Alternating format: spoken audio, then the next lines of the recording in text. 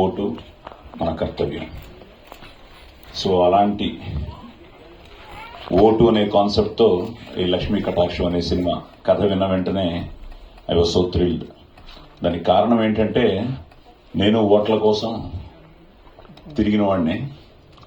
2008లో Karnataka బాగేపల్లిలో BJP తరఫున పోటీ చేయడం, చాలా తక్కువ మార్జిన్తో ఓడిపోవడం, తర్వాత మొన్న ఎలక్షన్స్లో ఐ థింక్ 2018 చాలా దారుణంగా ఓడిపోవడం జరిగింది. సో నేను షూటింగ్ చేస్తున్నప్పుడు సో ప్రతి moment I could feel it అనమాట. సో క్యాంపెయిన్ చేస్తున్నప్పుడు కానీ, మిగతా క్యారెక్టర్స్తో నేను ఇంటరాక్ట్ అవుతున్నప్పుడు కానీ, so everything happen in my life. So something like living in character లాగా. కానీ the best part of this ఏంటంటే it's a satirical film. At the same time మన బాధ్యత ఏమిటో, మన కర్తవ్యం ఏమిటో మనకు గుర్తు చేసే film. So it has a very big message, but in a very funny and ఆ సటారికల్ వేలో సూర్య ఆ స్క్రిప్ట్ వినగానే ఐ ఫెల్ట్ సో హ్యాపీ. మరి ఆయన మరి ఎలక్షన్లో నిల్చున్నాడో లేదా వాళ్ళ ఇంట్లో ఎవరైనా నిల్చున్నాడో నాకు తెలియదు, కానీ ప్రస్థానంలో ఒక డైలాగ్ ఉంటుంది, నాకు చాలా ఇష్టమైన డైలాగ్, దేవగట్ట రాసింది, అసలు ఇండియాలో ఎలక్షన్ పెద్ద డ్రామా అని. సో అలాగా with all respect to democracy, this is happening for so many years. ఇది జరుగుతూనే ఉంది. ఈ ప్రాసెస్లో పెద్ద చేంజ్ లేదనిపిస్తుంది నాకు. మేము ఎవరిని హర్ట్ చేయడానికి కాదు, ఎందుకంటే నేనే ప్రత్యక్ష రాజకీయాలు కూడా చూశాను.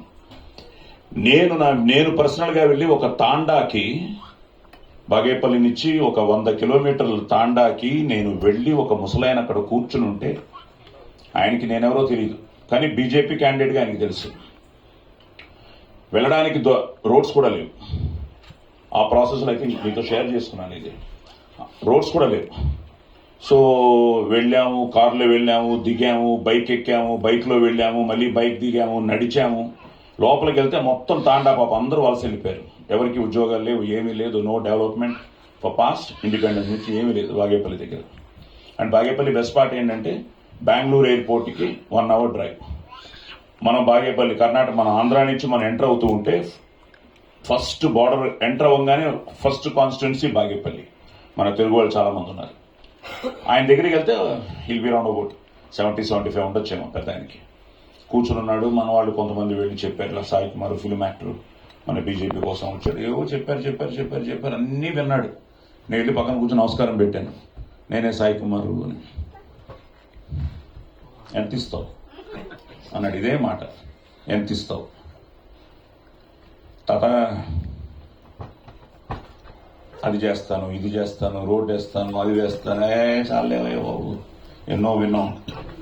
మావాడే ఇక్కడ కనిపిస్తాడు, నువ్వు ఫిల్మ్ యాక్టర్, మేము హైదరాబాద్ నుండి వెతుక్కుంటూ రావాలి, మాకెంత ఇస్తావు? లేదు తాత, నువ్వు గెలిపించు, నేను ఇక్కడే ఉంటాను. విని మా వాళ్ళు ఒక్కరు లేరు ఇక్కడ. చాలా బాగా అనిపించింది. అందరూ వెళ్ళిపోయారు. ఏదో ఎప్పుడో వస్తారు. తాత నీకు వాళ్ళు ఇచ్చారా? ఇచ్చారు. వీళ్ళు ఇచ్చారా? ఇచ్చారు. ఇప్పుడు నేను ఇస్తే ఎవరికి వేస్తావు? నా ఇష్టం. ఎంత ఇస్తావు? ఆ ఎంత ఇస్తావు మీదే ఉన్నాడు. అంటే దట్ ఈస్ మన స్వాతంత్రం వచ్చిన తర్వాత, మన ఎలక్షన్స్ అనే ప్రక్రియ మొదలైన తర్వాత ఈ ప్రాసెస్ మాత్రం ఎవరు ఆపలేకపోతున్నారు, ఎవరు వచ్చినా ఏం చేసినా. అంటే that is a mind set of the people. So దీన్ని నేను ఫస్ట్ భయపడ్డాను, ఎవరినైనా మనం హర్ట్ చేస్తామని. ఇందాక సార్ చెప్పినట్టు మనం ఎవరిని హర్ట్ చేయకూడదు, బికాస్ ఇట్స్ అ ప్రాసెస్, ఎవరిని మనం బ్లేమ్ చేయలేము. సో ఫైనల్గా బ్లేమ్ చేయాల్సింది ఓటర్నే. అందులో నేను ఉన్నాను యాజ్ అ ఓటర్.